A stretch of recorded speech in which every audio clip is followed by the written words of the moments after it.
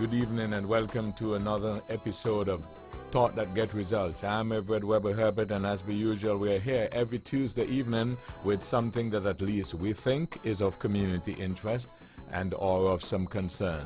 And if you think that you have something which fits into that category, you'd like to find out how you can be a part of the program, well, why don't you drop us a line? Address it to Let's Talk program in care of Vaughan Radio, P.O. Box 195, Charlestown in Nevis.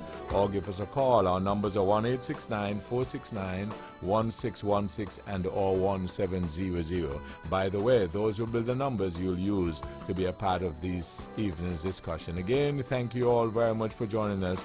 This is your voice in the community, Thought That Get Results. With regard to your participation in the show, we encourage you to call in on the numbers listed, 1-869-469-1616 and or 1700. Here's a suggestion. You got a question or comment, perhaps you can get a pencil, piece of paper, write it down so that you're well organized, and when you get in on the show, you take as little time as possible so that we can accommodate as many of you as we can.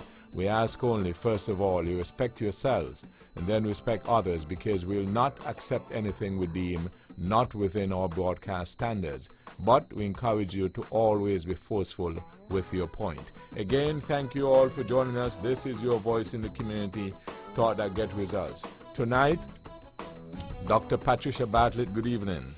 Good evening, Webo. Good evening to my fellow panelists. Good evening to the entire listening audience, as well as the viewing audience, I'm sorry. Webo, please permit me just to say a few individual hellos. Tita in Cotton Ground. Tita, I'm saying good evening to Tita tonight for the first time, and I want to make sure that she's the first on my list. To St. McDay and St. Kitts, Pam and Mr. Martin in St. Thomas. My cousin from Brownhill, he lives in St. John's. He knows who he is.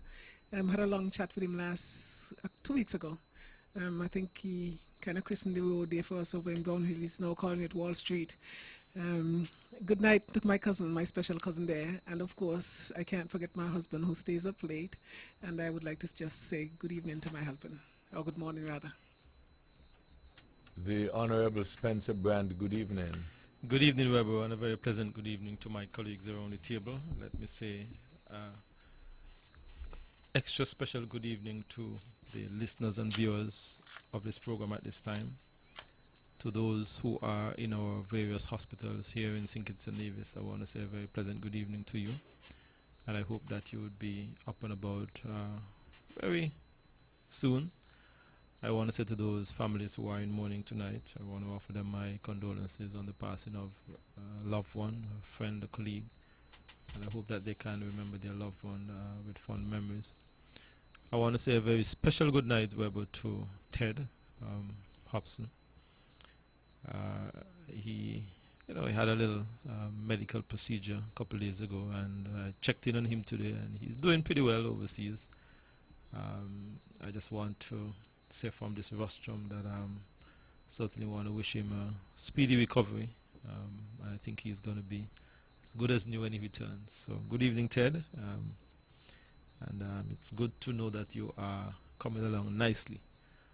Good evening, Weber. It's indeed a pleasure to be here once again. Edric W. Stanley, good evening. Good evening, Weber, and welcome back. It's always nice to see you at the helm, Weber. And it's always good to be one who is on the ship as a helping hand. But when the ship is being guided by you, then I felt so relieved. You understand? It's a heavy show, Weber. Yeah. I mean, of course, you know it is. But that's good to hear you say, because some time ago you told us a story about being on another ship, and we all know what happened. But once you're on this ship, your space is your space is safe. No one can do you that. I was at the waterfront yesterday, and the fellow said, "Oh, that's when they throw you off the ship in Montserrat." So I said, "I tell you, these mics, people remember a lot of things coming via the mic of Vaughan Radio." I must say good evening to all the people of St. Kitts, and more particularly the people of Nevis, and those who listen to us on the World Wide Web. and throughout the Caribbean basin. However, based on what's happening in the world, let me just throw a question out to the pastors, deacons, priests, and maybe bishops. How much longer do you think we have before the Lord comes? Of course, it's been predicted that no one knows when the Lord would come, but with so many things happening in the world, and the world is at a tense moment now with reference to all the stirring up of Putin in Iran, Brexit, and right now off the coast of Alaska.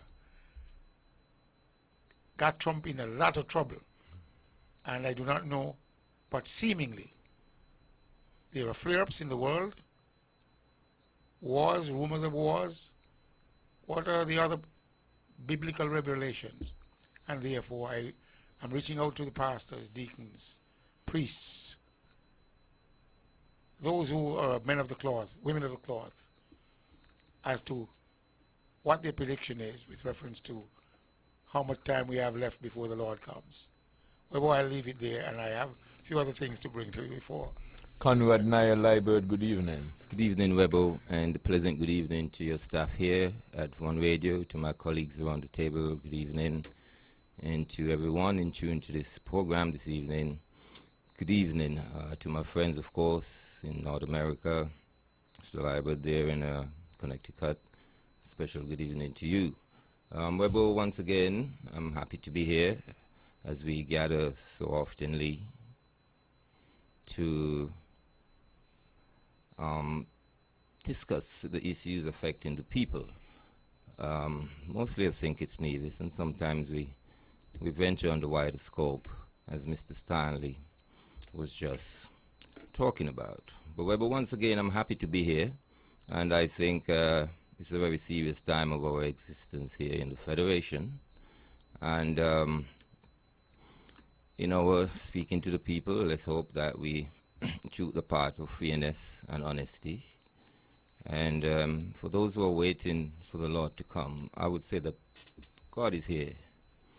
And with His guidance, I'm sure that we will make a better day, only if we try.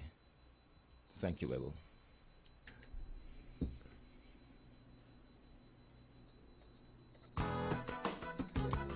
Conrad Nye Liebert, Edric W. Stanley, Dr. Patricia Bartlett, and the Honorable Spencer Brand. They're the heavyweights therein. And having heard the comment that Mr. Brand made with reference to our colleague Dr. Hobson, I too like to wish him all the very best and to always let him know that he's always on our minds. So Ted, have a wonderful evening. Okay, now I know Edric, you'd indicated you got a couple of things to talk about, to put on the table. You also mentioned the stuff that's happening with your president and so on. That's an interesting thing. I'd like to probably add a little bit on that as well. However, I got three things that I'd like to put on to begin with. I don't know how much traction they will get in terms of you and the public. The first one I'd mention that first and then go on to the other two. Now, I noted that in terms of the issue with Liat and the financial troubles and the attempts to get it out of the hole that's the financial difficulties and get it running smooth again. There have been a number of recommendations.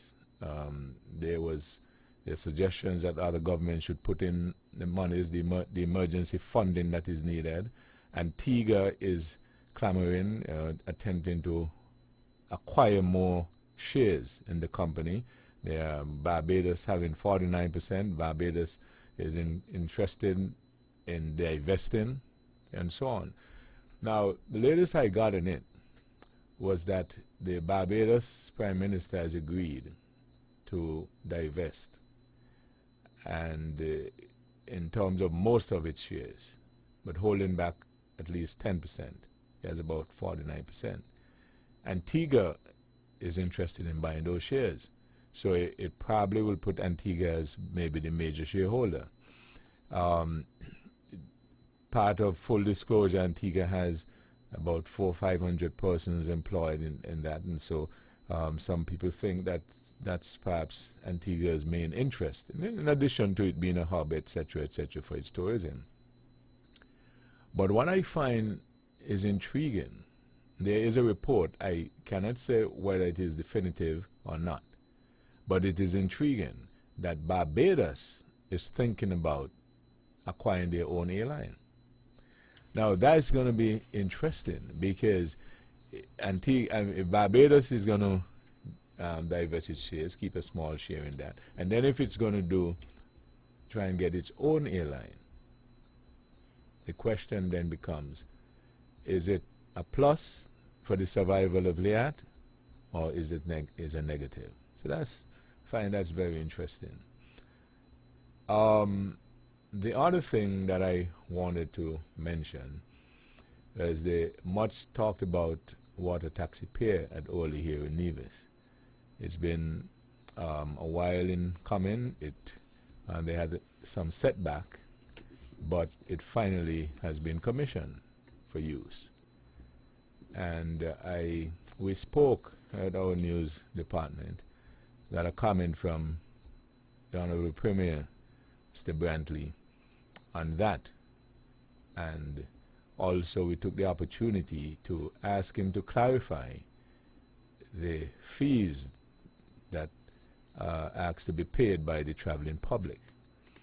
Now, I just like to add a footnote before I play it. And sometimes as public officials, well, let me say, in my view, serving the public is never going to be easy. It doesn't matter what position you hold. And there's blame to go around from the public and maybe from the people who serve as well. And I dare add, in a general terms, it's not always easy to get along with people either.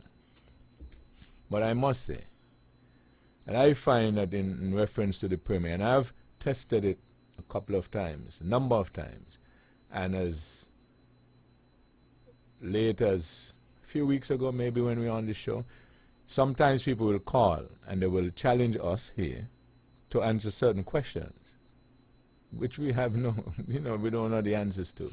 And I will direct them and say, well, why don't you call the Premier? He's on tomorrow night. Because I've never, to be fair to him, I've never seen or heard or know of him shirking that responsibility. If there's one thing he can do, is he can communicate. And whether he's right or wrong, whether you agree with him or not, he gives you the answer or what his He plays position every is. ball. Yes. So I wanted to say that because in the clip he explains, because there seemed to be some confusion arising about the fares that should be paid. And in the clip, you're going to hear, for instance, he says that a little later on he imagines that the Port Authority will make a press release or something. And I want to make a footnote on that. Sometimes we accuse the ministers of getting involved when they should not, and they should allow the departments, etc., to do what they should do. Well, the only problem is sometimes those same departments shirk their responsibilities. They run and they hide, and then the public don't get served. So in that case, I don't argue with the people then, because at the end of the day, the public says, you I vote for, so you're supposed to answer to us.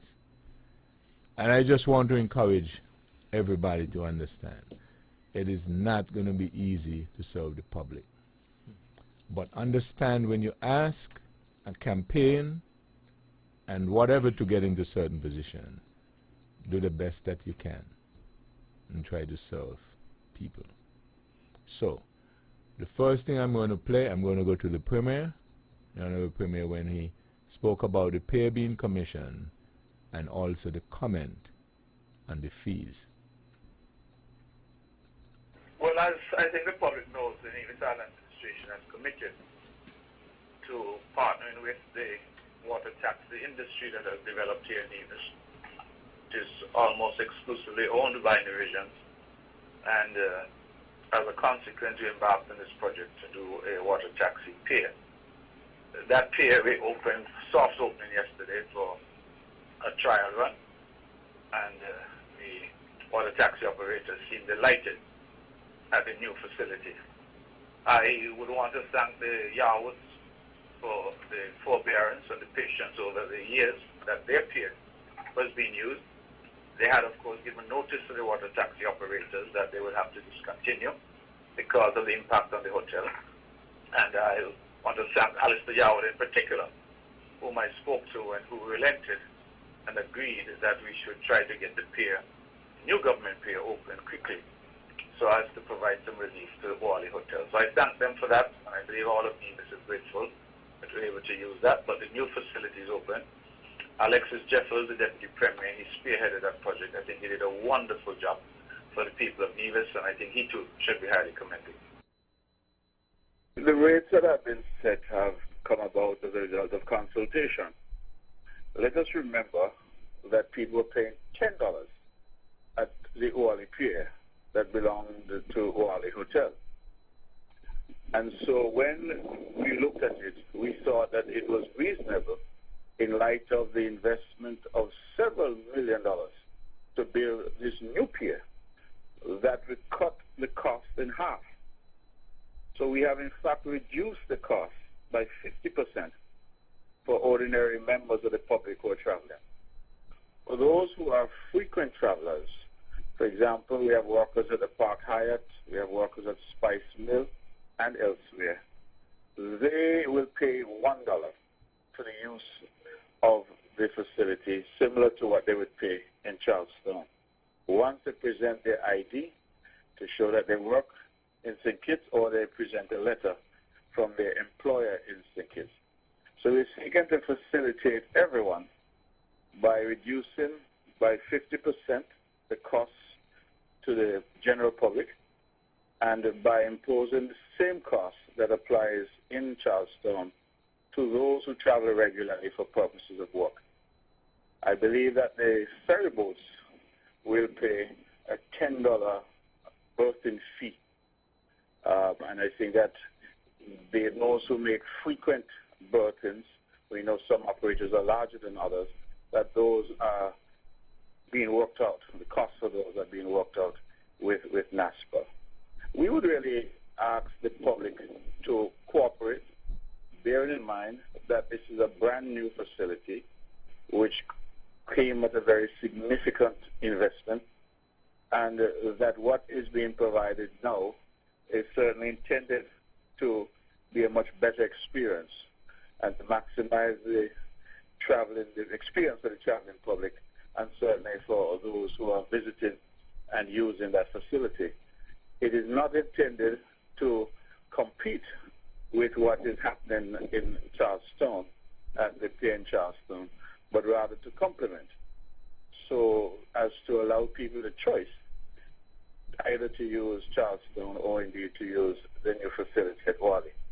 But I understand that people would want everything for free, if possible. But in this situation, those were the charges that were discussed internally and that NASPA would have discussed.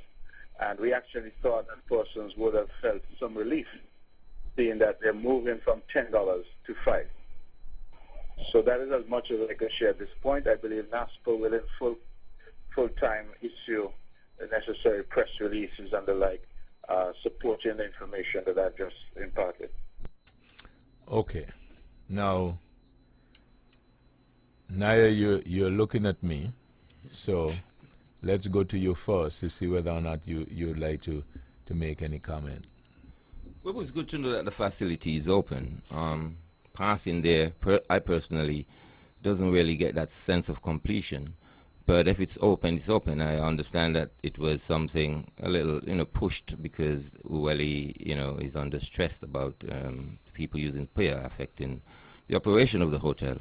I was wondering if they wasn't going to put no railing on the P and all that, but that is besides the point, I suppose. As I say, I personally doesn't feel a sense of completion, but if it's in operation, then we can, of course, finish up sooner or later.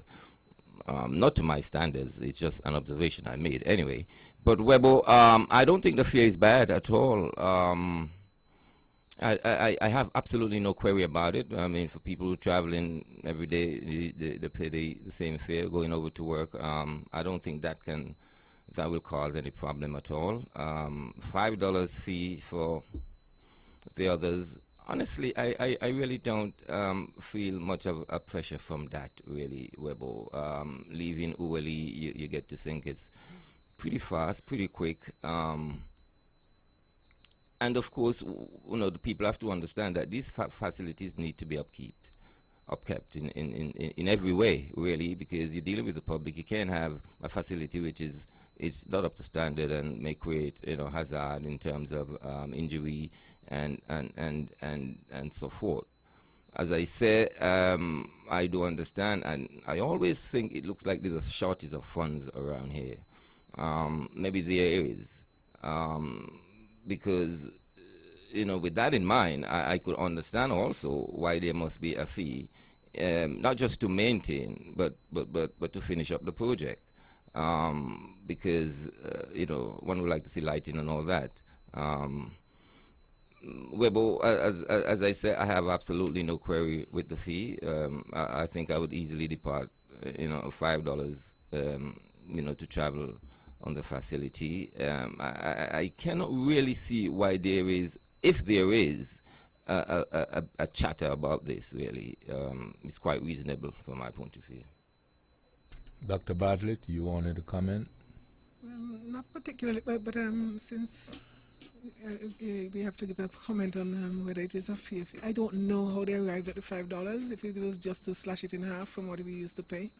I'm hoping that the $5 would be able to do the upkeep that Naya is so concerned about, because what I find a lot happens, sometimes you start with at a rate that sometimes may not even be covering what the true cost is, and then later when you want to increase it, then we have a lot of difficulties with that, and then afterwards you can't really maintain the facilities. Naya had concerns about the railing and all that. When I passed there, I saw it too, and I was wondering, because for some people who sometimes you get a little lightheaded in town, at least it pays much wider. I feel a little better on that one, so I'm hoping that railings would go on. I haven't seen it, for the past couple of days. The last time I saw it would have been like Friday. I don't think I saw any rails on Friday. But if it is open for business, that is good to know, because too many times projects start and for years, they just languish. Even right there at Vet Services, you can see there's a construction there for like 4 years now, and never completed, and just a waste of taxpayers' money. And I don't think that we ought to be operating like that. And then by the pier in Charlestown, there's another one there that needs upkeep as well, because just today I saw some white people scrambling over some in the area there, in a little dinghy, and they're trying to get up, and it's been like that for a long time. So I'm hoping that the fee that is charged, I hope that would be able to cover maintenance and all the other things that will go with it. But it's good to see that it is finally completed. I was never really a fan of it, but the Premier said that it is almost completely owned. The water taxi thing, almost completely owned by Univision. That's an interesting statement to make, that it is almost completely owned, because we know a lot of players who are already lining up for that Univision. Let's hope that the Univisions could survive in that environment over there that is developing. But we'll keep an eye on it, and I wish us well. Edric W. Stanley. I'll tell you, no matter what you have, there's a cost. There's nothing free. Everybody wants something free, but there's nothing free. Somebody has to pay for it. And the $5 fee, that's nominal. Anything that is associated with ocean, salt water, it takes quite a bit in terms of dollars to keep it maintained. And as a result, people must become fully aware that the facility is there, it would be utilized, it has played a major role in that region, and thus people must pay for it.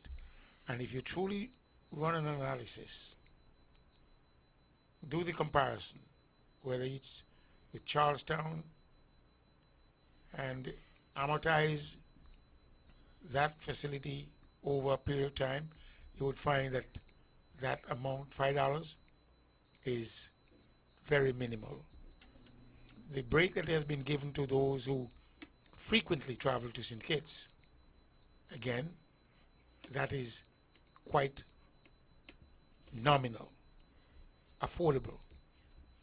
I don't see how Owali was trying to get rid of something that people use all the time. But I think it is a plus for the public, and more importantly, maybe the government, or maybe I should turn it around, the government and the public, general public, to have the facility turned over, or while it divesting itself of that facility and allow our people to use it. The industry is expanding, and based on the expansion, quite a number of players would want to get into that because seemingly it's a cash cow. I've seen another small ferry or speedboat that travels from pier to pier, meaning from Charlestown to Bastille, and it takes a very, very short period of time to get from Charlestown to Bastille. But I understood it is something like $240 US, depending on what. Of course, there are other ferries running. $20. The last time I traveled on the ferry going to St. Kitts, which been quite some time ago, it cost me $20. I think $20 either way. 25. I don't know. Somebody Well, must be. Maybe about senior citizens. Okay, maybe there's an allowance for senior citizens. Well, I don't know what it was, but like I said, I That's in the have 90s. traveled, and it's been quite some time because most of the time I go to St. Kitts. I was in St. Kitts on Sunday. I usually take the Sea Bridge with my vehicle because I get around very easily once I take my vehicle onto the Sea Bridge and I light from the Sea Bridge. But what I'm saying to you is that facility is needed, and it would be utilized over a long period of time by all our peoples. So it's a plus, and I'm glad that it has been commissioned. With reference to no railings, I mean, I could remember when we used to go on the old wooden pier in Charlestown as children, we always felt that we might fall through the holes. That was a big fear. Now, we are very small in terms of physical stature, and if the pier is 10 feet in width, it's rather difficult for someone just to fall off the pier unless there is a riot, and I don't see any riot. So therefore, if we are not able to put a rail on it at this juncture, let's go ahead with what we've got and continue to serve the people as the facility has been opened. Well, that's my comment. Mr. Brand, you want to make a comment? Well, I am just delighted that this facility has finally opened to the public. I think it's been long in coming. It has been an issue there at Owali as it regards to not only the disruption and interference with the hotel, and I think the Premier would have explained that. And I think that we have been very grateful with the owners of Owali because that industry have just ballooned, and it created quite a lot of disturbance for the Owali Beach Hotel. So we are just delighted that the facility is now on stream. And then I am seeing, though, Weber, that we all know that Owali has always been famous for their sport fishing, and that has been one of the major attractions to the Owali Beach Hotel. And I would hope that that component of that facility can, re-establish itself, so to speak, so that the hotel can be once again an attraction for persons who come to Nevis to engage themselves in that kind of activity.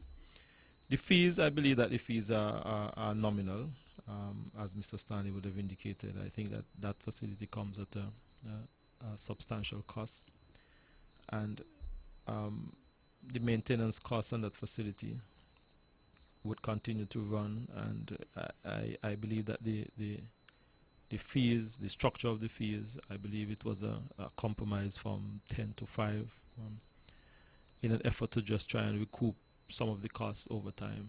Perhaps we may not be able to recoup that cost anytime soon, but the main idea was to provide a better level of service to the general public, a much more secure environment as it regards to the security of movements of persons and other stuff to and from St. Kitts and Nevis in a much more secure environment. So I am delighted, Webo, that it is up and running. Not finished completely yet, but I think we'll get the overtime, and I am just happy that the general public can now be in a much more safer. I think the safety for me has always been one of the concerns there with the Oali Pier. I think that that facility is a much safer facility now. And I think it all goes well to the operators of boats, because I think that they too also express major concern that, you know, something could have happened with their craft entering into the Oali Pier. So all of those are pluses, I think. And I believe that at the end of the day, Webo, that it's an industry that I believe that persons are getting into it because they feel that they can survive in it and make a profit from it. And I certainly want to wish them all the best in their business endeavor. Dr. Badlett? Well, I was just smiling when he made reference, well, when Mr. Brand spoke about the safety issue, because that pier that is in Charlestown, I mean, I've heard other people commenting on it, and nothing has been done. And I think it was damaged since the hurricane. That's 2017. That's not good enough, because I see people scrambling, and that's not the first time I've seen people over there, and that is not safe at all. You know, and if something, you know, was to happen there, I mean, I can't imagine what we would say, because these are tourists, you know, I see scrambling, you know, these, maybe we don't have any regard for people who come on yachts. I don't know what the issue is. And I know that there was some fund that was established, the SIDF, well, a hybrid of that, to collect monies for people to get relief from the hurricanes. So I don't understand why it stays still like that. And that is a hazard in itself, and that needs to be addressed, you know, and I thought by now something should have been done. If you're really that concerned about safety, you can't just be, you know, concerned about the safety of your people, but when you have visitors, you know, concerned about their safety, that's not good enough. I think something ought to be done, you know, and I think they should do it soon.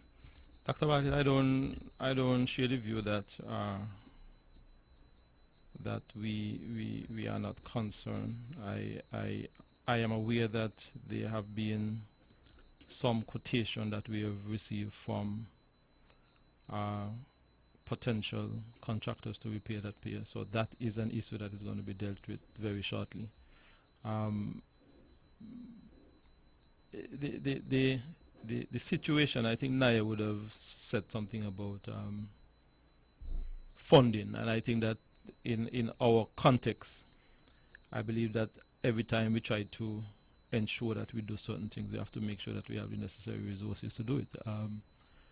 The repair of that pier, like I said, it has been there in that state for a while, but I don't share the view that it's not a matter that we don't care about people's safety. So that is not something that that's not a view that I share. Well, I not to be argumentative about it, but I'm just saying that if you're going to address the issue of safety, then it ought to be safety in all your endeavors, not just in some. And that is the simple point I wasn't trying to level at you that you had no concern. No, I'm just saying. no, you're not leveling at me, but I'm just saying that I don't share that view. Well, okay, fair enough. Just one question, Mr. Brannon. I don't want to put you on the spot.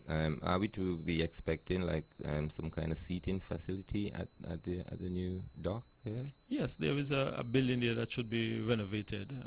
That will have seating facility, toilet facility. I think they are working on the toilet facilities right now. Screening, okay. Metal scans, and all of those stuff. And so Good. It's work in progress. Okay, all right. Parking, all of that. Sure.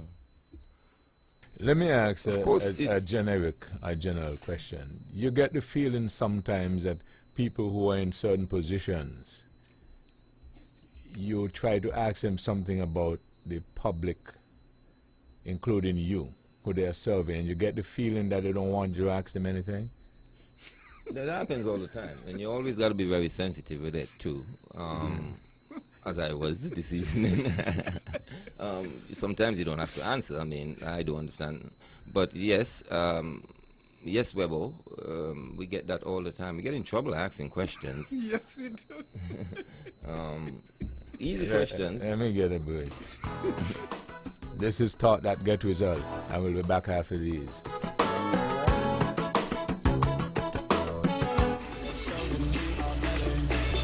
Builders Paradise is offering a large variety of floor and wall tiles at very competitive prices. They have got over 2 million pieces in stock, lots of different styles to choose from. Whether you're renovating or tiling a new house, Builders Paradise has what you need. Oh, and remember, they are open all day Saturday to serve you better.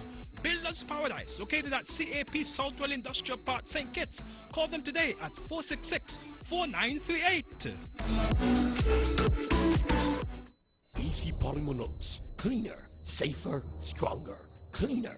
Easy Polymer Notes are cleaner and more hygienic because they're resistant to dirt, moisture, water, and other liquids. Safer. Easy Polymer Notes have advanced security features which make them more difficult to counterfeit. Stronger. Polymer Notes last at least 3 times longer than paper notes. Easy Polymer Notes. Cleaner, safer, stronger. When VON vibrates, the whole Caribbean must shake. 860 AM, the Powerhouse. Back on this episode of Thought That Get Results with Dr. Patricia Bartlett, Conrad Nye Liebert, Edric W. Stanley, the Honorable Spencer Brand. Your phone calls on 1-869-469-1616 and or 1700. Now, I don't know if we have exhausted that. The public, if they like to weigh in on that first topic and the situation that, you can do so now. The other area I wanted to highlight is the what has been going on over the past week or so with the billionaire investor in the what is being debated as either marijuana or illegal plants or cannabis and so on and so forth. And because that was a big development in the Federation. And our newsroom got an opportunity to speak directly with the gentleman. And I want to listen. I think I have 4 short clips of him.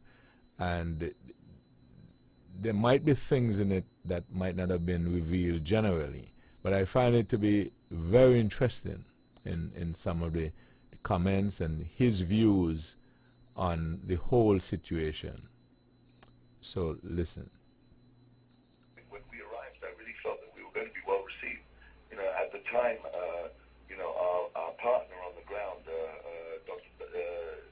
Douglas, he was all of a sudden he was nervous of being arrested by the authorities. There was a rumor at the time that he was going to be arrested. Then, simultaneously, we were, treated very, very, very badly. And in fact, my partner, Chase, originally charged with a drugs charge, a drug suspicion. That was finally tested. It turned out it wasn't narcotics, that it was in fact his medicine, and he's still being detained now he's been charged for arguing with a police officer. I didn't expect that. Okay, that's the first clip, right?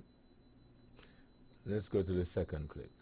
We put out a press release a week before. We contacted the customs officials. We filed a form on the plane that we were bringing in hemp. Well in advance, we made lots of advance notice. Nobody responded, by the way, from St. Kitts Airport. From our understanding, the law in St. Kitts is the same as the British law. It's exactly exactly the same as the British law. The Drug Act is the same Drug Act as the one in the UK. Okay, let me just pause there. We have the other two clips, but they're obviously some of the main points that were pointed out there. Number one, at full disclosure, he referenced the former Prime Minister, Dr. Douglas, as his partner in this operation or something to that effect. We made several attempts to get Dr. Douglas. Left messages, no call back. Let me just say something here as well, so the public will understand that a lot of people look towards the media that they should follow this story, have this topic, etc., etc. And I'm speaking on behalf of us, and I know the other media houses, they do try too. But as I said earlier, not with just government officials and so on. People who are in responsible positions. There's no debate for them having those positions. But people don't like to be accountable. And so it's very difficult to get people to either answer questions, clarify things, and so on and so forth. And that's why in the first clip with the Premier, I prefaced it by saying that it's one thing with the Premier, because there not a lot of other persons would have given an update or a comment. You might have gotten a bluff, and then when the thing is out, somebody says something. So we did try to see whether or not Dr. Douglas is in agreement that he is in fact their partner. You know what I'm saying? Or what he said was correct, as the case might be. In the other clip that has not been played yet, he referenced a conversation he also had with the Prime Minister. We did try to reach him as well, same results. Didn't get a call back, didn't get a comment or anything. What happens a lot is that everyone wants to give their own take, and sometimes the public is the worse off for it. When you don't have a person who has, a mediator, basically. So that is very difficult, and sometimes we do try. So those comments, and if you notice also the comment about filling out the forms and so on, because there was an issue. How did these people come in with this stuff? Didn't they know it was illegal? But what I find, and kudos to our news team, you would notice that the gentleman did say in the end, we filled out the forms, but nobody responded. Right? So it is good when you can get to interview these people, you can follow up. So people will make their own conclusion. He admitted he filled out the forms, but nobody responded, but he still brought them in. Yep. Yeah. So, now you wanted to comment, and then I can go and do that. No. No response was a key, ingredient in all what you have said. No response. You fill out the form and send them off, and you get no response. Well, it was not seemingly politically correct for an issue like this to come to the fore, and therefore there would be no ownership from the political electorate, whether opposition or government, because seemingly it's a hot potato. It's a topic that it's an ill wind that seemingly blows nobody any good, and therefore ownership from a local perspective was completely caught in a vacuum. This particular person who spoke seemingly was an Englishman, based on the accent. No, that was Alcibiades David. That's the gentleman. Right. I think he's from the United States. Well, he sounds like an Englishman. And Anyway, he has investments all over, okay. he says. All right.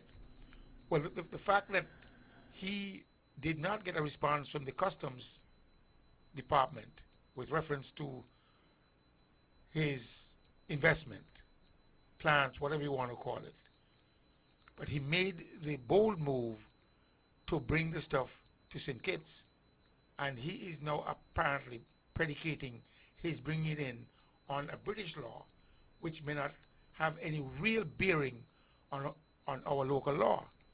But the fact that he brought that in, and the person on the ground politically didn't want to touch it or be associated with it publicly, simply because it may not be politically correct, he had to bear the consequences. Now, the police recognize that this fellow is going to push back. And once you are in the hands of the police, you have to be very, very careful, because even raising your voice could be interpreted the wrong way by the law, and consequently, they're going to charge you. The objective here is to tell you, you should never have brought it in the first place. But if you're going to bring it in, make sure you get clearance before you bring it in. But you were bold enough to have brought it in without getting clearance, and now that you're here, we're going to see how much we can slap other charges on you. And if you decide to fight back, the law is on our side. So what I would say to other people who are attempting to do this kind of thing, not because you got plenty of money, when the law is against you, you lose your liberty and you lose your freedom, whether it's for a day, a week, a month, as the case might be, because seemingly one of his partners or one of the persons who'd been involved is still behind bars. Well, to be fair, this was done maybe about Bail was 2 days ago, and there has been, you know, Okay, bail so and so on and so forth. were So granted bail. yes. We are a nation of laws. Well, the point is, it was important to hear it, and so that people can listen and make, you know, their own conclusions. Now, Well, the fact that he brought the former Prime Minister's name into the fray, and your organization tried to contact him, and to no avail, that's the big question. Why hasn't he contacted Vaughan or the other medium or media houses, as the case might be, what? to, in fact, clear his name? You have been implicated in a charge or in an issue that seemingly would have gone awry when it comes to the laws of our nation. You still carry a big name, and therefore I think he should have stepped up to the plate and say, look, this is my association, or I have no association with this person. Right, because but it could be an allegation. yeah, right, but that's why I preface it again by saying, what is a normal reaction or behavior of persons when an issue arises? People don't normally want to respond. Okay, so I just, and I'm not just talking about And the the current Prime politicians. Minister should have been able to step up to the plate too, and to respond in a way. Right, but I just want the public to understand. I get a little idea that how it works, right? It is not as simple as just saying, well, so and so is the case. And as a people, I think we have to look at things in the perspective. For instance, if you're going to apply and you want to be a permanent secretary of, let's say, tourism, you must understand that you're a public figure, you're a newsmaker, there's certain things that happen in tourism, and the public would like to know. And so you can't answer or respond the way Dr. Bartlett would if she is not in that position. It's not personal. You see what I'm saying? And that's why I asked a question earlier. It wasn't intended any one particular person. But I've been in this thing a while. And you get the impression that people think that you either, there's a lot, this is a light moment. Fella told me the main reason why politicians don't answer their phones is because they always think somebody's begging them something. I just think that's just a light moment. I don't know whether or not it is true. But like I said, if there's an allegation where the former Prime Minister's name has been mentioned, I think it is only prudent for him to come to the fore and to clear his name. Maybe he did. Somewhere else, but I'm just saying that in our case, we got the interview with the gentleman. He made that, and we did what we ought to have done. We should have done. We tried to contact, and that was the answer we get. Anyway, yes, Dr. Bartlett. Okay. You're moving on? Go ahead, and then I'll just go to Well, the no, other just clips. an observation. I was just saying, it was quite interesting because I kind of picked up a little bit of it. Maybe I picked up a little late.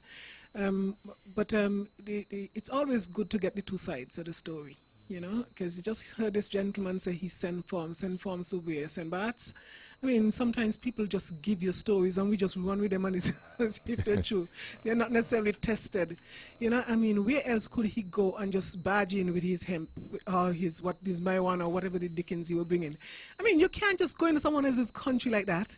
You know, and then it's quite interesting that the Prime Minister apparently he's made reference to the fact that the Prime Minister was supposed to be arrested or some stupidness like that. I mean, he's a week late. Is it a week late or 2 weeks late? Because that apparently was supposed to happen. I was wondering if the ex-Prime Minister came a little too early. Maybe he thought that he was coming in the same day. I don't know. But that had passed because, you know, he would have already sent out this thing. He's supposed to be arrested. So I don't know if he was supposed to be on the same flight and for some reason the logistics didn't work out. But it just a convoluted story. Just didn't make any sense. And it just seemed to me that somebody just wanted to ruffle some feathers. Somebody just wanted to make some big media thing out of nothing. So at the end of the day, it seems to me like we're really just you're majoring on the minors. Because all those theatrics just weren't necessary. If you're really interested, where was he going to plant this thing? I understand if he doesn't have land yet, where are you going with 500 plants? I mean, it was just something to ruffle feathers, I think. You know, Well, and for the value of what it was, I think that it was dealt with the way it should have been dealt with. And I'm just so sorry that we couldn't get a little more money out of them. Where was he going to plant them? You may well find your answer in the next two clips. Okay. So here we go. I had a meeting with Mr. Harris for 15 minutes. It was a very civilized, gracious meeting, and I wasn't, you know, and I went away very happy. But I thought that next time around we might have a nice conversation. But you know, he's still withholding my friend for no reason, and he needs to release him. Okay, now I don't know if you got it clearly, but what he was saying, because it was also a part of the whole discussion as well, that he and the Prime Minister had some altercations and so on and so forth. You're all aware of that. But what he said there is that he had a meeting with the Prime Minister. It was a gracious meeting and cordial and so on, and he hoped that they will talk sometime. But at the time, they were still holding his friend, and he wanted him. So again, that is why it is so important sometimes to hear from these people and not just sit down and listen to what they have to say. If you get the opportunity to ask them a couple of questions, then it might help clarify a lot of things. Because most of the times when people just give statements, what they do, they tell you what they want you to hear and how they want you to hear it. Sometimes when you're able to ask a follow-up question, it exposes more. So here's the final clip. You know, I come from a business background that I've lived in Switzerland a long time, and we do cooperative farming and cooperative distribution very successfully. The SwissX program is designed to work with farmers and landowners to develop the land. There was a lot of worry from the Rastafari farmers, from the Rastafari community, all of whom I connected with, I think, pretty well while I was there. I got a really good opportunity to connect with a lot of the Rastafari farmers, all of whom only have, by the way, 15 acres out of all of the government land that's owned. The Rastafari community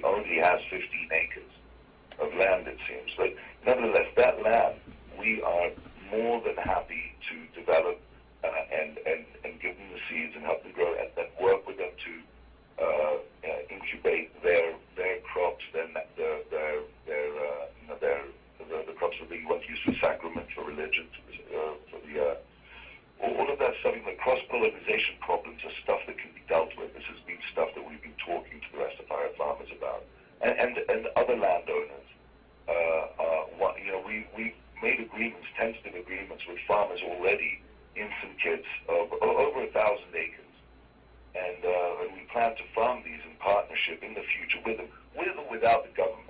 When the law changes, we don't need government licenses and approvals at some point. Dr. Badlett?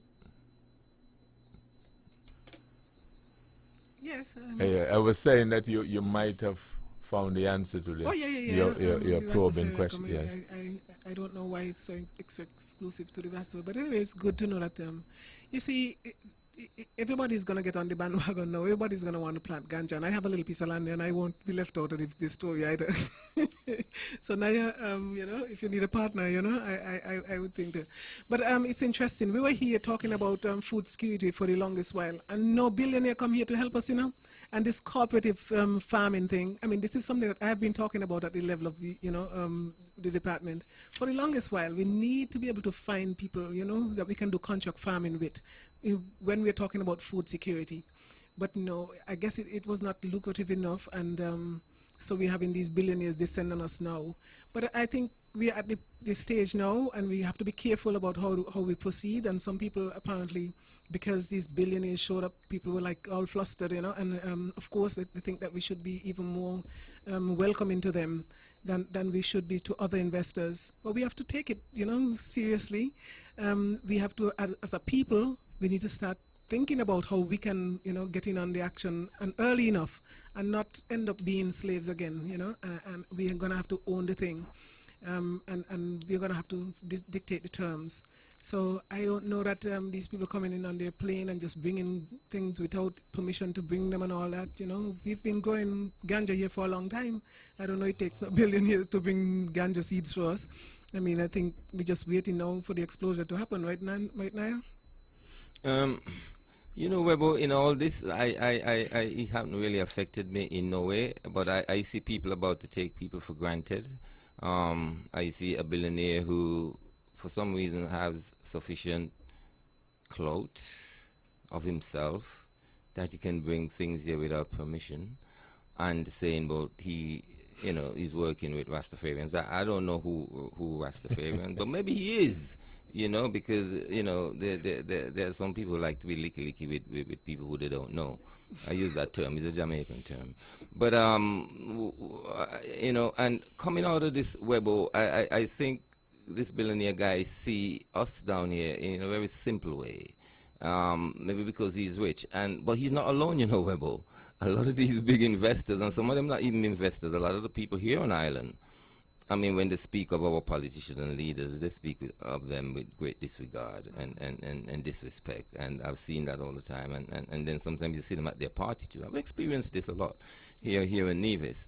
But sometimes they look at the place and feel like they can come and exhibit any kind of tendencies. And because, they're of the opinion we are so poor and desperate that they can, come before the lights change and do all this foolishness and talk about, and then some Rastas are excited about, I mean, what is you going to end up slave? We don't want no white man around here talking about, showing us how to plant ganja. And at the same time, we don't want, the Prime Minister to go on like he's our best friend now, because he really have never been, really. In fact, I mean, when he speak about us prior to the court case, he was like, very, in a disregarding way. Oh, I hear some Rasta saying they want marijuana legalized, and it's like, come on, when he made that statement, he wasn't sounding like a PM. And so I personally feel like that I feel very much unaffected, and I feel like if there is money to make out of ganja planting, I believe Rastas can organize themselves and make the necessary contacts and have the necessary unity that it is required to really make an impact. again, there's a lot of things coming out of all these things. I understand that sooner or later we Rastas, the documented Rastas, gonna be able to use marijuana in their religious. I mean, if they expect Naya to go sign his name somewhere and be documented in some book or paper to talk about religious rights, I mean, they can wait long for that. And these are the things Rasta shouldn't take for granted, In fact, Rasta should basically close their ears and eyes to all these people who wants to get them involved in ganja planting. Maybe until, I mean, not even an apology is accepted from my point of view, because so much life has gone down the drain and opportunity in their fight against Rasta, in the fight against the herb, that, I mean, apology is not sufficient. And at this point in time where everybody don't like the tree, but they like the product, and there's things in it that they can make a lot of money out, they want to make Rasta a part of this tug-of-war. I personally feel, where I'll take the sun, moon, rain, and stars and erase all these fantasies about great economic benefit, because when it comes to that, we might just end up being slaves, just basically, just slaves, basically. I'm trying to find the right economic term here, factors of production. So I'm totally not affected. I have a piece of land, and I wish that I can farm it intensively and get the highest grade out and make money. If I'm not a farmer, but I'm just saying, I'm using me as an example for other Rastas, because I won't get into farming, and if we can have that unity, we probably can make an impact. But first, satisfying our little needs, our siblings' needs, our family needs, the older people, and stop inflate this thing way beyond, imagination, because what's going to happen? It's just like sugar. We're going to be on the plantation, and the big money is going to be collected up there.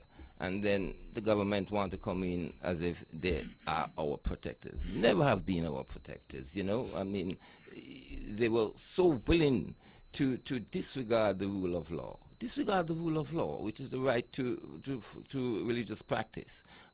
Because of, to me, which seems to be just spitefulness, really. I mean, they had to wait for a court case.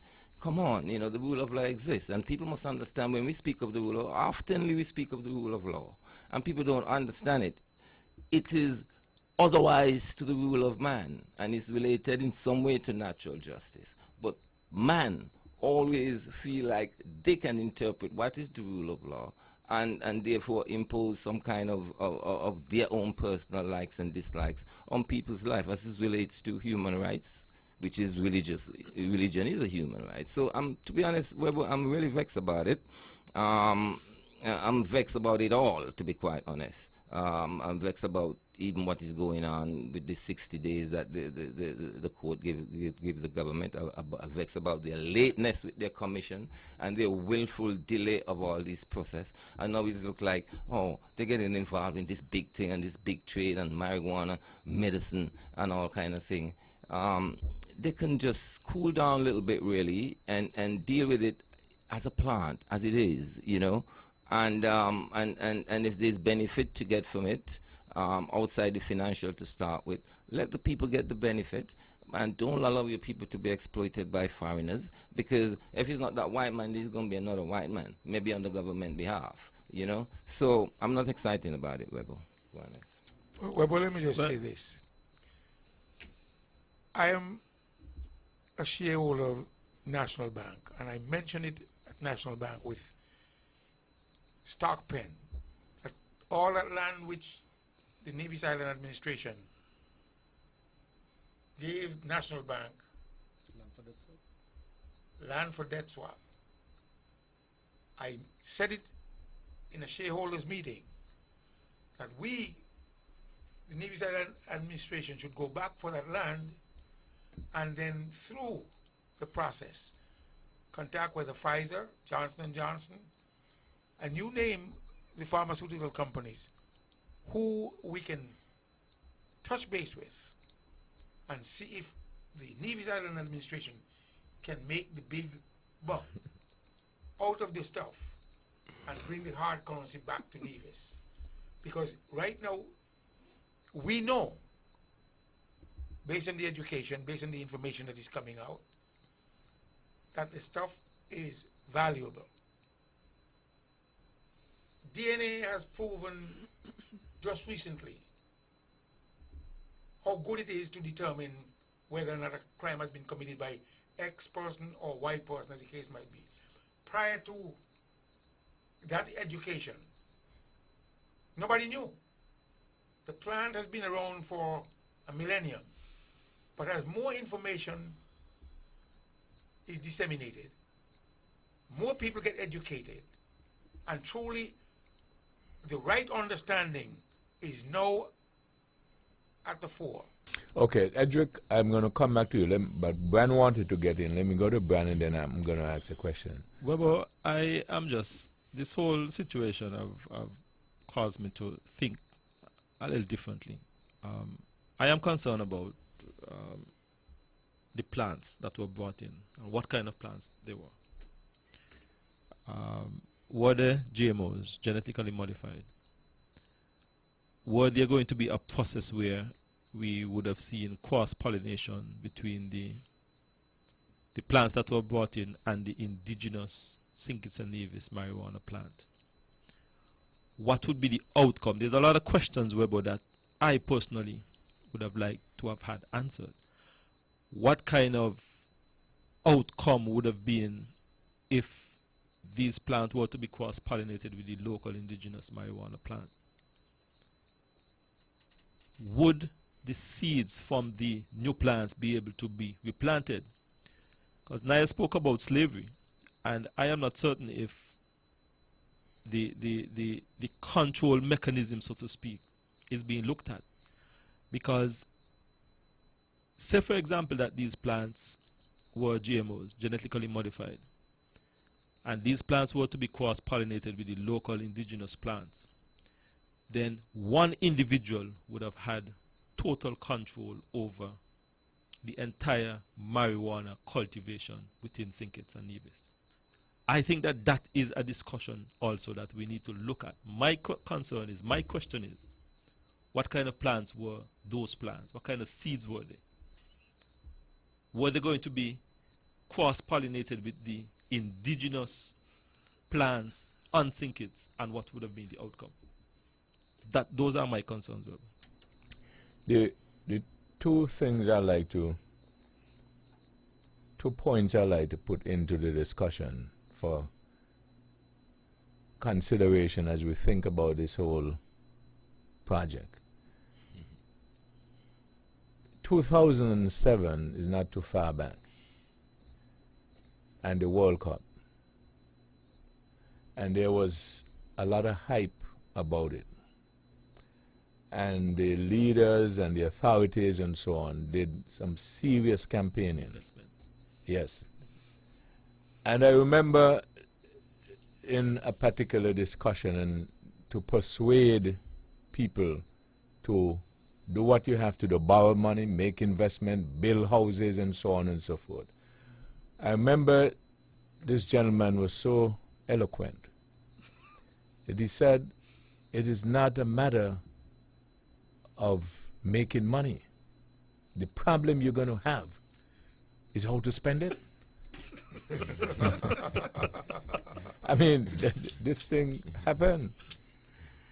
And then we all know what happened. I couldn't believe, to tell the truth, that people actually fell for that.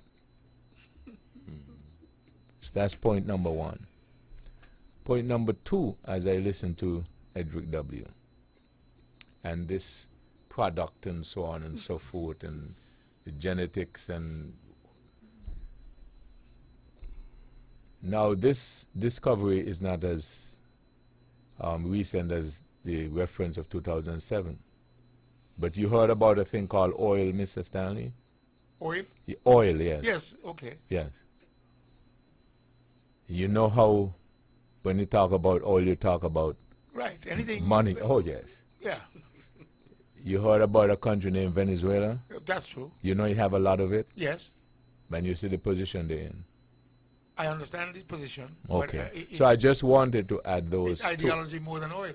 Whatever it is, whatever it is, I just wanted to add those two things into the discussion.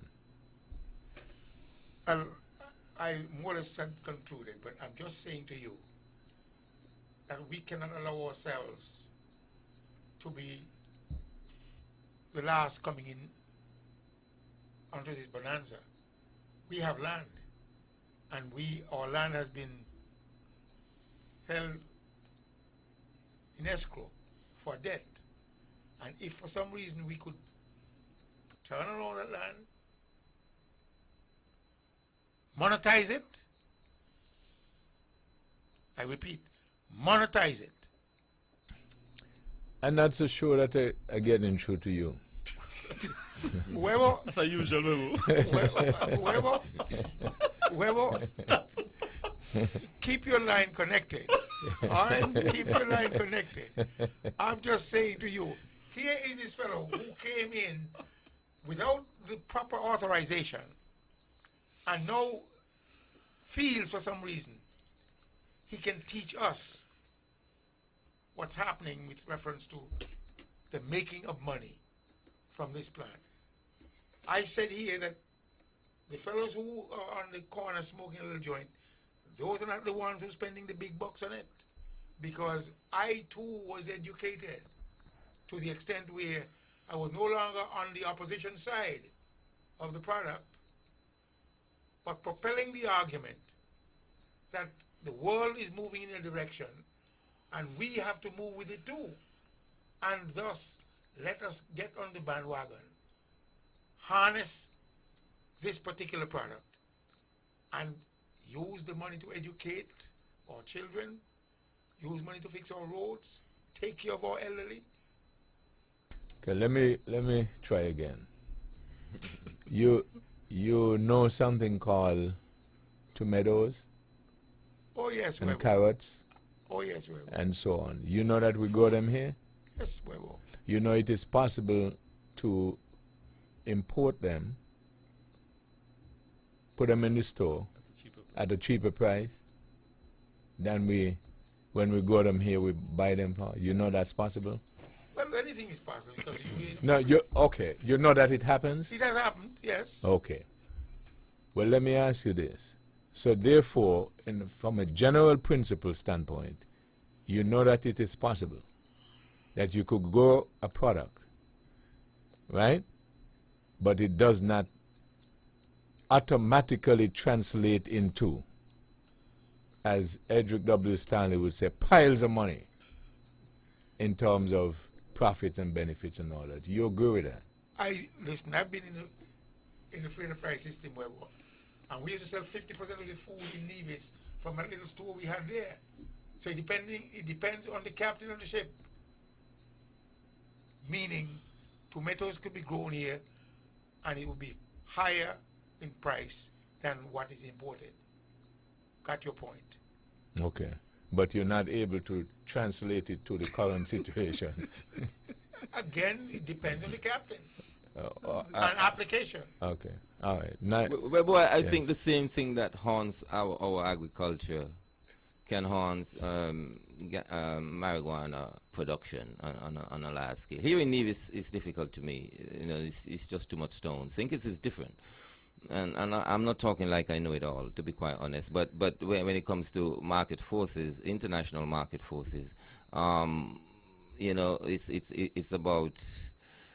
It's a lot more than simply growing herbs. I mean, you have made a strong point, Webo. You know, cabbage is sold here from America cheaper than the local cabbage. You know, I mean, California, Canada, and those places grow lots of herb. And believe me, I wanted to say to Spencer, most of the herbs you see out there are genetically modified. Controlled by. I don't know who control it, but most of it is genetically modified. By individual and companies and corporations. You want to lose your indigenous marijuana to an outside entity? Well, if that's a question for me, I don't know how to answer that right now because even what you may see here might be genetically modified too. You know, there's this tendency to get seeds from over there all the time. You know what I mean? He wouldn't I know. mean, He wouldn't know. generally, in a global sense, you know, there's these scientifically minded people who always tend to get a more potent marijuana, you know. So you find, you know, in Holland and those places, there's a lot of lab work always being done, you know, to really heighten it. And sometimes that's when it becomes unnatural and all kind of things start happening now, you know what I'm saying? So, but you know, even ganja with seeds, they are genetically modified too, you know. But of course, there's a local strain, you know. Like in England, you know, ganja come from Africa, and you can tell a big difference to the ganja that you pick up in London, you know. You know, you could tell a big difference than the ganja that come from Jamaica, you know. It's an international plant, and it's been messed with to a great extent worldwide, you know. But no doubt, it's a cash cow. It's like, it's bigger than oil right now, you know. But we're gonna be faced with the same difficulties we are always faced with. The whole Caribbean region is gonna be faced with, you know, as it relates to food production, you know. But we got the lands, especially in St. Kitts, I suppose. And I don't feel like it must be government. You know, I feel like local farmers should be given a license and encouraged to form, you know, cooperatives and contact these international players too, you know, and government maybe might get their tax if that's what they want, you know. But, you know, I'm not sure that big companies, I'm not sure government being the main supplier and imposing all kind of restriction as to the public access, you know, is the way forward. You know, I'm a very simple guy when it comes to herb, you know, because I believe it's there for mankind to use, and everything else that come after, you know, to use in its most natural state. Everything else that come after is by the way, in terms of this big movement and money and trading and rich man and planes and all this type of stuff, you know. But I understand the whole world need access, and therefore you have to be taken to those, you know, in places where it cannot be grown. But I don't want to get too excited and hype up things and to be mesmerized by my fantasies. It's almost like a deep pit leading nowhere, really, you know. So. But it's interesting, though. Stanley talked about the lands that were given up with development. I guess we would have, over the years, had to sell some of the lands to pay for what we now have. And I'm hoping that this might be a teaching moment for us as a people, as a government. Maybe we shouldn't be so quick, you know, sometimes to divest as it relates to the lands that we're holding. Because the lands that we've been holding over the years, I think they've been shrinking and shrinking. Government now, I just a couple of weeks ago, I heard an official saying we might have to start asking people who have lands to sublet to farmers, and I'm like, why is that necessary when government had so much lands, you know? That's where the land started with. And so I think we have to be careful, and we have, as it relates to government's involvement, you know, in projects sometimes. And this continuing expansion, you know, leaving the villages and expanding out to the nominal lands that are left. You know, we don't have, you know, much of that left as it relates to crown lands. And if we're going to continue doing that, then when opportunities, you know, economic opportunities present themselves, then we're going to find ourselves in a pickle. And we're going to find that soon we won't be able to guarantee anything. Government won't have much wiggle room if we were to stop sell passports and we had to, you know, start raising cash the way we used to, like selling bonds and stuff like that, and have to have collateral. I think we're not necessarily handling of the future generation patrimony very well. And I think that is something that we might have to start, you know, looking at seriously. And I am particularly aggrieved about the expansion of these, you know, new housing developments. Every minute you hear of some new housing development, and that is just eating into the little bit of land resource that we have. And I'm saying, please, people, let us be careful with it. Well, I've recommended that they have. Let me just get a break and we'll come back with Edric W. Stanley. Back after these. Builders Paradise is offering a large variety of floor and wall tiles at very competitive prices. They have got over 2 million pieces in stock, lots of different styles to choose from. Whether you're renovating or tiling a new house, Builders Paradise has what you need. Oh, and remember, they are open all day Saturday to serve you better. Builders Paradise, located at CAP Southwell Industrial Park, St. Kitts. Call them today at 466-4938. When VON vibrates, the whole Caribbean must shake. 860 AM, the Powerhouse. Back on this episode of Thought That Get Results. Edric. Yes, Webber, what I was saying is that, as Pat mentioned about the housing development that is going on, and we've been looking at it from the standpoint of giving everybody a little piece of land with a house. What's the difference between a condominium and a housing project in terms of the size of the building? You got one set of people who are psychologically thinking differently, and one set of people who, once they get it, they start putting graffiti on the walls. All you got to do is stick a manager in there and make sure those walls are kept clean and retain the land by building larger structures, giving people shelter. Which they don't necessarily need. Give people shelter. They're not a shelterless people. But yet utilize less land space, but manage it well. Compare a condominium where a certain type of people live and a housing project, same facility, modern plumbing, a modern structure. You're talking about townhouses, like. But just because of the type of people that would be living in one section on the one hand and living in another section on the other hand, they can be as different as the east from the west or apples and oranges. But what does that have to do with the discussion, though? No, I'm just saying to you that we have to curtail the amount of land we are giving out with reference to a shelter, a house.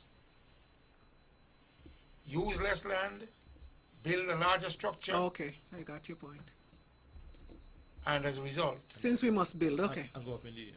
Yes, since we must build, all right. vertically rather than laterally. You're not going to suggest that we just stay in the villages and develop the villages and then reserve those lands, you know? Well, so when we have economic opportunities the that present villages- itself, then we have The scope. villages' lands are privately owned. That's a different matter. We're looking at whether it's Cades Bay or New River or Hamilton, as the case might be. I'm just saying to the government, and I've said it to the former administration, the NRP people, I told them, let us begin to build larger structure. Put a building manager in there to ensure that they're kept just like the condominiums over at Nelson Spring, Hamilton, and the other places where condominiums are built. And we keep them properly monitored and aesthetically pleasing. Still provide shelter in a modern way. Conserve the land space. Yep. Move vertically rather than laterally. Webo. I will come back to that when we get it later on. You think that we are in a crisis when it comes to land usage? We're getting there. Close? We're getting there. I know, but you're always getting there once you move in. Right, But true. what I'm But what I'm asking saying to is, you, the population is growing, Webo. And if you look at it, when you say the population is growing, relative to what? to the demand, Relative to what it was before, because as far as I know, if it is relative to what you had before, you can't use the word growing. Webo, I just No, I you see, drove the, down. the point about it is, Making right? a good point. I keep telling you, it's okay to talk loosely, right? But then Well, sometimes let me you talk with some specificity. Let me talk specifically regarding land space. I drove, and I must applaud the Nevis Island administration for having constructed the road coming down through from Brownhill, To the back of Cherry Garden, yes. Yeah. and I'm trying to remember the estate there. It's low ground. Low ground estate, with that road that they just put in. 20 years ago, all that was land filled with vegetation, but if you look at it now, it's an expanding community. And that road will be more traveled now than the old Brownhill Road. Wait and you see. I'm almost certain. so understand? you So what have I'm- gone on to a new topic. No, what I'm trying to say is that you want to say that we are moving, and it must be relative to what we had before. And I'm saying we're expanding. Is a question I ask you, just hold. Good evening, thank you for holding. Good evening, Webo. Good evening to the listening public. Good evening to Mr. Stanley. Mr. Stanley, is that what you want for Nevis people, man? I mean, come on. Listen to me, Mr. Stanley. If you allow Nevis people to continue the way they continue with the yard space, so they could do their farm, the backyard farming and all that, I guarantee you don't have to put a manager in there for them to keep the graffiti after a while. They don't treat their own place like that. So what kind of thing you are? You don't have the ideas. What are you saying? You can't buy a condominium? You lead can't the buy way. a condominium? That's what you're trying to tell me. What, Mr. Stanley? Condo what? I mean, come on. Nevis people are not accustomed to that. Don't try to bend them into that. You would never do it for yourself. My friend, you're still trying to keep us in You the dark would never ages. do it for yourself. The private sector is always there. The bridge. I hear you come back with that bridge, Mr. Stanley.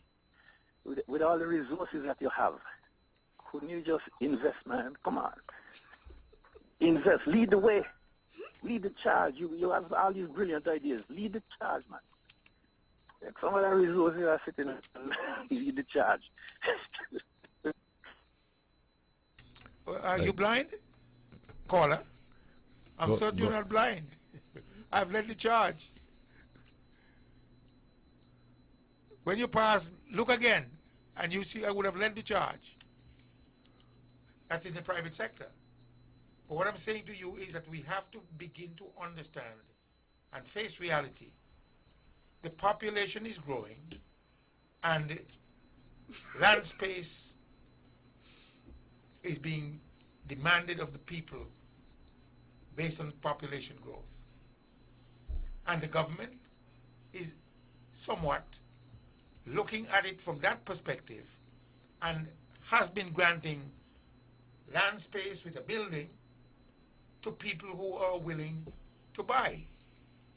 But I'm saying now that as we are facing a new paradigm. Let me just take this. Good evening, thank you for holding. Hey, Stanley, Are you? what's your right? Look at how much land a man got. Everybody, a man is a man. You go get 1,000 land, and nigga one, we are equal. Okay, go ahead, Mr. Stanley. Space.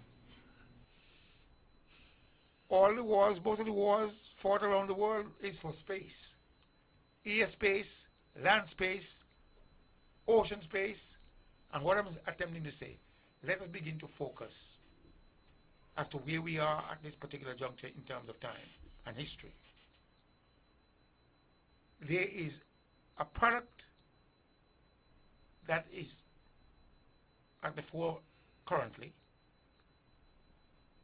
If we attempt to manage our space, conserve our space, land space that is owned by government, it is very likely that we could get into and onto this ship with this new paradigm.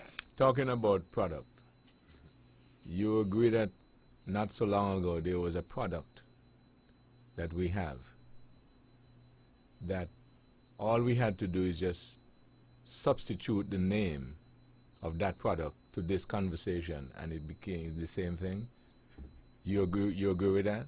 I'm trying to think of the product. Let Mr. Brand tell you, because he seemed to recognize what I'm referencing. I think to. you were talking about the passport, remember? Mm-hmm. The passport? No. No? Citizenship, that's not what you're thinking. No, there was a product, another product. What you mean, sugarcane? The geothermal. Listen, Webo, I've never been on a geothermal ship. No, but I ask you, it was not a personal question. I ask you if you agree that we've had a product that the same. You agree right now? Yeah, all you have to do is insert it in the same conversation, and you end up with the same. Apple and oranges. That is something that is bandied about by some people. I have never bought into that idea. But it was the government. All right. It was. The government doesn't have to be right all the time. No, and but it's not always right. No, but I'm just saying to you, I've never bought into that geothermal idea, Webo. But it's not about you. Okay, He's just okay. saying. But personally, I got you. And I have a platform. No, I got you. When you So gave me a mic per night, I use my mic to amplify and to disseminate information that I think would be in the best interest of our people. Okay, and so country. I got you. So Dr. All right. Bartlett, you understand the point that I brought? Now you understand the point? Yeah, the interests around it. Right. And you, Bran, you understand? Okay. But it's interesting when you brought up the geothermal, though, Webo, because it's just a couple of days ago, I think I saw an article in that St. Vincent now getting into, geothermal, and they've been putting some monies into that, and they have some interesting partners, and I'm wondering, well, with the start that we have gotten, why is it we could not have been further along?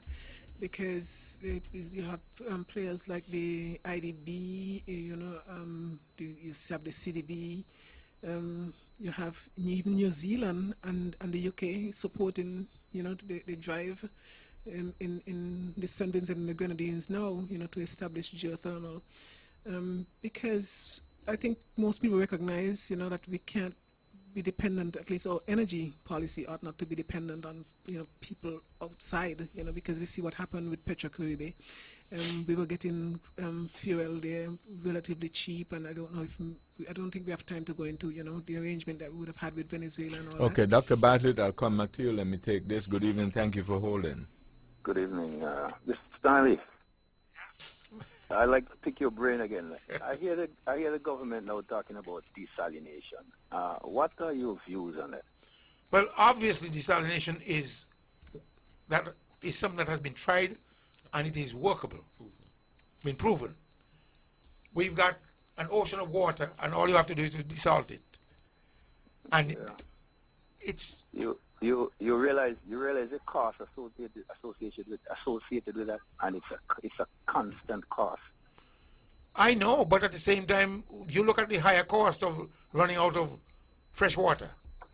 Well, what happened to the lower cost of continuing the way you're continuing right now? Well, at least you're managing. You mean to wait on the natural flow of God's rain get more wells. Caller. Well, caller. Yes, sir. The cost could be reduced significantly if you use your energy source from solar or even wind. You have an abundance of sun, more than almost 12 hours a day, how much ever hours. Mr. Brand. Yeah. I have the only solar that I think is cost effective is solar heating. So that might be an idea, but the wind farm again is another thing that I think somebody dropped the ball. I think Nevlec is the one that should have invested in those generators, and they should have invested in more meaningful sized generators. I mean, that investment was a joke. Wind generating? Wind or the regular? The wind. The wind what? Farm. It's not too late. It's a joke. No, well, yeah, that's all that is true. I look at that as a political gimmick, but it could be good. I mean, if they had invested the kinds of generators that would do the job, we wouldn't be bandering about right now. Well, the wind farm is on government land, so the government still has the trump card. No, Mr. Stanley, what I'm saying is the project Buy them out. was a waste of time. You don't need to buy that out. What you need to do is start investing in your own and investing in meaningful size generators. I mean, I saw in Iowa one year 3 trucks moving blades for generators. And I walked over and I asked the gentleman, how long was this load? He told me 215 feet. That was one blade. We have the wind. All I have to do is invest in the size of the generator that would make a difference. If we could spend all these like $5 million on a diesel generator, why not spend it on a wind generator? We have the wind. The turbine. Yeah. Invest in that. Remember, we still have the diesel plant there. You know, you keep that intact, and you invest in wind generators that could do the work. Ease the pressure off the diesel plant. You have to pay for diesel. You don't have to pay for wind. That's why I'm saying to put in a 2 megawatt in 8 installments or 7 installments is a waste of time. Need to put in 1 or 2 5 megawatt generators and it could be done. Could be done. The cost is not that far off. Diesel generators, why not invest them in the cost of diesel? But there are energy sources out there, because I remember looking at 60 Minutes some years ago, and there were some Indians who had manufactured a product, and I think that product is now used by Amazon and Walmart, 2 large U.S. corporations for energy production. What's that, Mr. Stanley? I don't remember the name of it. I was trying to get my son involved with it, but he just decided not to listen. But it does exist. Okay. It's not a pie in the sky. All right, Mr. Stanley. I am 100% certain that it exists. I believe the government should really look more seriously into wind generators. Once you invest in those, they're easier to maintain. Okay. Much easier to maintain. All right, caller. Thank you. Good evening. Thank you for holding. Good evening. You're on the air. Yeah. Good evening, Rebel. Yes. I just heard somebody say a few minutes ago that the only power that's good enough as far as renewables and that's reliable is solar water heating. So I think they said solar and wind, and wind sources. The sources. Oh, because I mean this is ridiculous. And Yeah, I think I think you're right. I think somebody said the only thing from solar is heat. Yeah. Uh-huh. So when we call and we're talking about science, you know, people should just don't say, oh, they shouldn't do this. What would you do? And put the numbers, and not just dollar figure. Put the sizes, and let people who can do the math find out if they're talking nonsense or they're talking the real thing. Because people just like to call in and say all kind of nonsense. There's nothing is better than solar energy. But the fact is we have a lot of sun, but the cost is not going down fast enough for people who are here to capitalize on it. I mean, I got 24 panels, but to bring the rest of the stuff here, it's almost another $100,000. And you know, caller, whenever I am a part of these types of discussion, sometimes my only input normally would be how feasible is it? No, I could tell you, the thing is that solar is good, but 90% of the people in Nevis will never get it because it costs right now. You see that? Upfront cost.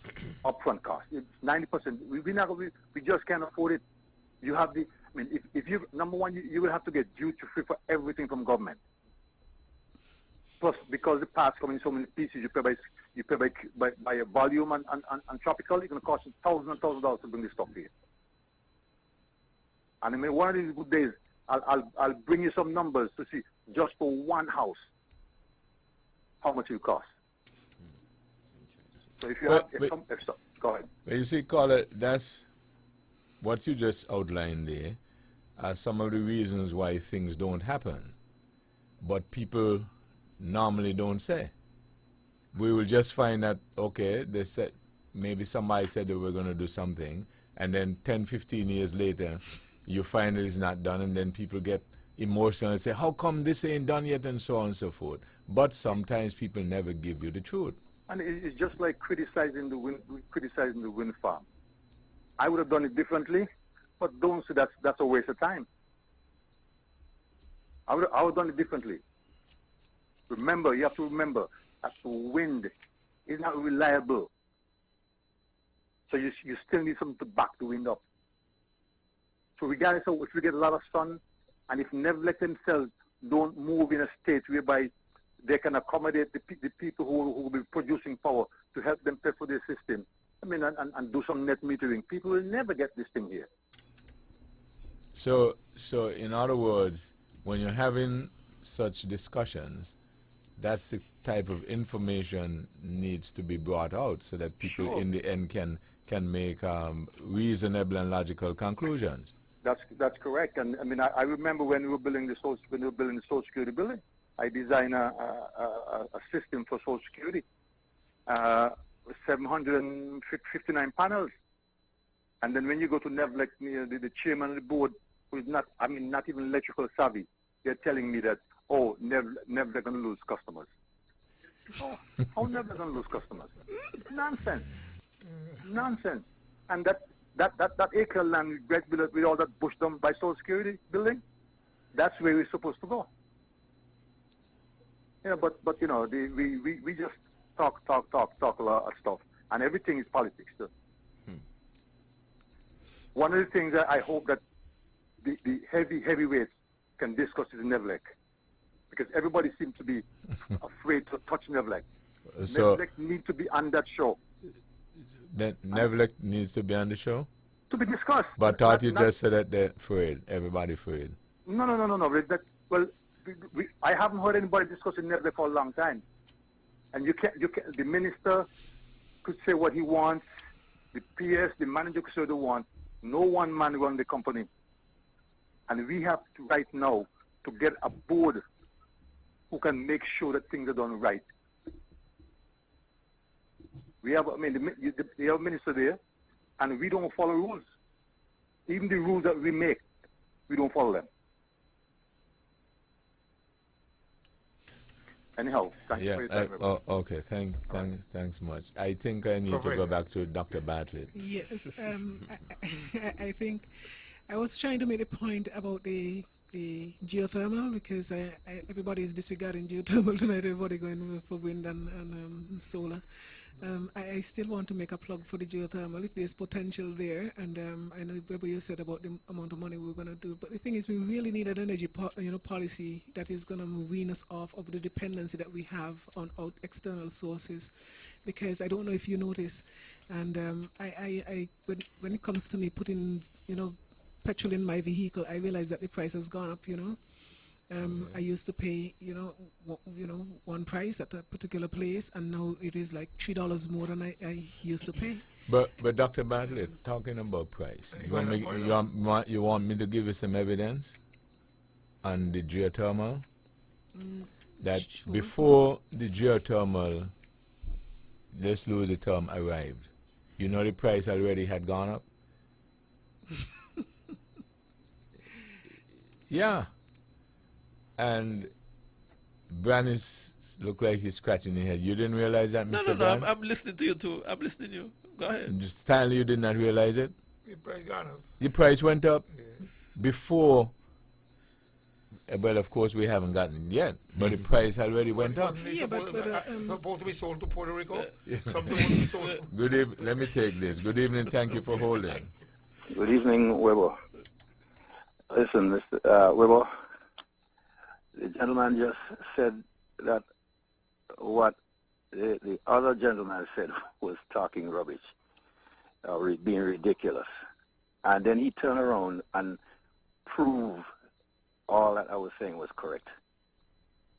You know, I said that the only thing that is costly, that is efficient around here is solar water heating. It's not cost effective to go solar photovoltaic cells. It's very prohibitive. And he himself said that he has X amount of panels and he can't bring the rest of this stuff in. So how effective is that if it's costing too much? Yeah, I think the caller, I may be wrong, but I think the difference or the variance was, I'm not so sure whether you were clear in pointing out that you were speaking, referencing the cost. Well, I said effective. Right, but what I'm know. saying is, I'm not saying you didn't say that. I'm But just duty-free saying, was I'm mentioned. just saying that Well- they might not have gotten it in terms of Well, cost. Okay? You know, everybody got their opinion and people must learn to respect. Yeah. Okay. All right. Good evening. Thank you for holding. Hello. Good evening. You're on the air. Yeah. Yeah, but okay. I like. Dr. Bartlett, go ahead. Yes, I'm just going to wind up since we have so many interruptions. So yes, I think we really need to address the issue of having an energy policy, and I think we are lacking that, and we're not really making any headway as it relates to an alternative. So we're dependent on fossil fuel, and it seems like we're going to be dependent for a long time.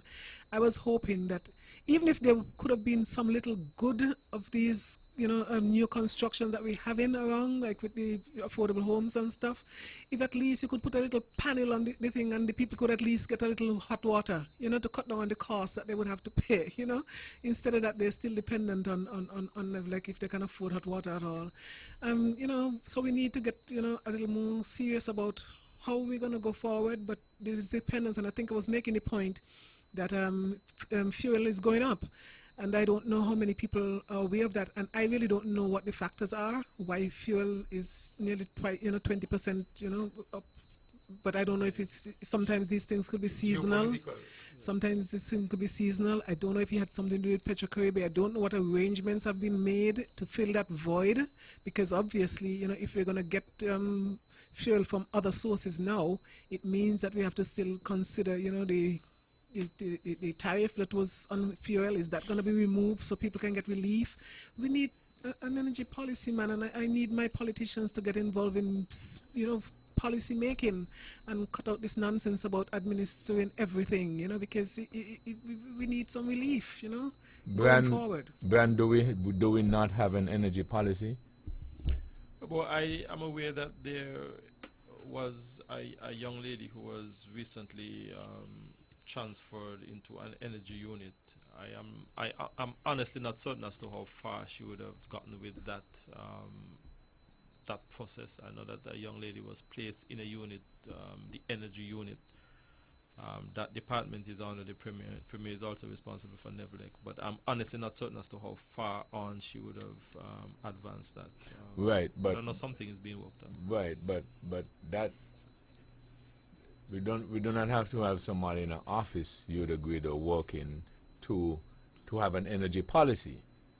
An energy policy is policy. It is a policy at the planning level and stuff like that. So, Well, and I ask a question rhetorically because I do believe that St. Kitts Nevis, and I'm sure Nevis have an energy policy. Maybe when the Premier comes here tomorrow, he Somebody can to probably say. execute it. I think somebody to execute it. Yes, well, exactly. I think that the energy policy is a much broader topic because it will have to take into consideration the whole process of Consumption. renewable energy, solar, and I think the caller earlier would have hinted about the interconnectivity with NEVLEC and all of that. All of that would be encompassed in the energy policy. But so that's why I asked, because Yeah. and Dr. Bartlett kept saying we need an energy policy,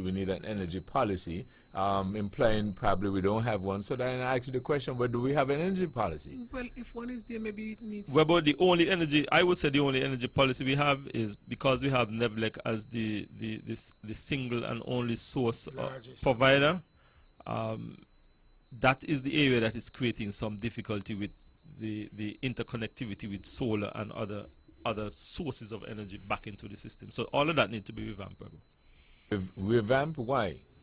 It doesn't have to be revamped, because if you have NEVLEC and then you have other sources of energy and you decide, well, this is how you're going to structure your system, then you say, well, if you have EDRIC here, EDRIC will feed so-and-so, EDRIC must allow so-and-so, and NEVLEC must allow, and so on. That's what it means. Yes, sir, but that is not necessarily the case as it is now, because NEVLEC is at the moment the only provider of energy in Nevis.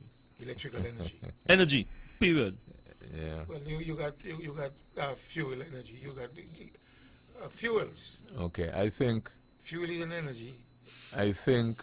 Source of energy. Yeah, I think. Okay. I think you sense my frustration, but anyway. The other thing is, even with the suggestion you made, Dr. Bartlett, about putting the panels and the houses and so on and so forth, right? One of the determining factors for a lot of things, why they are done or not done. The gentleman who called in earlier and he spoke about the Social Security building and so on and so forth. I happen to know that the person is very knowledgeable in these areas, right? Extensive. And yes, and one of the things when you hear him reference the cost of things, is all well and good to say, man, you could do this, you could do that. But when you're making serious decisions, these things must be factored in. And as a consequence, you might not be able to have them done. Good evening, thank you for holding. Yeah, good evening, Rebel. Charles, it's you, Charles, here. There used to be an energy policy, but whether NEVLEC is there, NEVLEC is there not, there could be a policy. Mm-hmm. Policy is the government direction, where do they want to go? Mm-hmm. And I'm sure one was there before the government change, because, you know, I was somewhat involved. Mm-hmm. All right, okay, all right, thank you. Yeah, I think my perspective is this, Bebo. I need to know, okay, that we are moving in a particular direction. I want to know that we're thinking that we want to be less dependent on fossil fuel, and by 2030 we have a goal, you know, that by then 10% would be coming from wind, 20% like be coming from solar, you know, and 90% coming from, I'm over 100% now, yeah? and 50% coming from geothermal, you know, that kind of thing, and we build on it. And I don't think it is cost prohibitive. At least, like I said, we are building new houses, and we need to be smart about it. The more houses that we build, the more pressure we're going to put on NEVLEC. I mean, we're not importing any less fuels. We'll be importing more, you know. So that's why I'm saying we need to start thinking geosmart. And I think in Dominica, the houses that they're building there now with the same SIDF money that they have, you know, with the same equivalent, they're, you know, doing things like that, making sure that the houses, you know, are less dependent on fossil fuel and things like that. I'm just saying these little things because there are people homeowners here who have water heaters, hot water, heaters that are solar. Why not equip, you know, some of these houses that we're building now? Since we want to do something, you know, do it a little different, you know. That is just my take on the whole thing. Yeah. You wanted to say something, Edward? Well, basically, we have to look at electric cars, and that is, of course, another system of energy. When would those stations be built? Who would build them, as the case might be? Who would be importing electric cars? Of course, that might be. So, I asked you if you wanted to say something, so you decided to end with a light moment. Well, if you want to term it that way, where we're talking about energy and different sources of energy. And Nothing is wrong with that. That's No. that's But that's a I beautiful must amplify now. beautiful point. Yeah, I must amplify now that there might be a massive fuel increase on the horizon depending on the geopolitical situation regarding Iran, United States, Saudi Arabia, as the case might be, Russia. Don't. And Putin is the one who is digging all these fellas and make sure that there is instability in the world. Edric, you recall that as we talk about the policy for energy and so on and so forth, you recall that we had discussion some time back when I think it was Glendale who keep saying that St. Kitts Nevis needs an immigration policy. And I kept telling him, but we do have a policy. Right. And then in the end I had to point out, not because it is not written in the way you want it to be formatted or formulated, it doesn't mean that it don't have. Okay. Who's got the last word? Well, I would say to a lot of people, as a practical matter, the kind of weather we are having now, bathe in the afternoon and all the water is hot. That's the last word from Edric W. Stanley. This program repeats tomorrow at 10 o'clock following the VON News Minute. Join the Honorable Mark Brantley tomorrow evening at 8 o'clock for On the Mark. Thank you all again for joining us this evening. This is your voice in the community talk that Get Results. You all have a wonderful evening.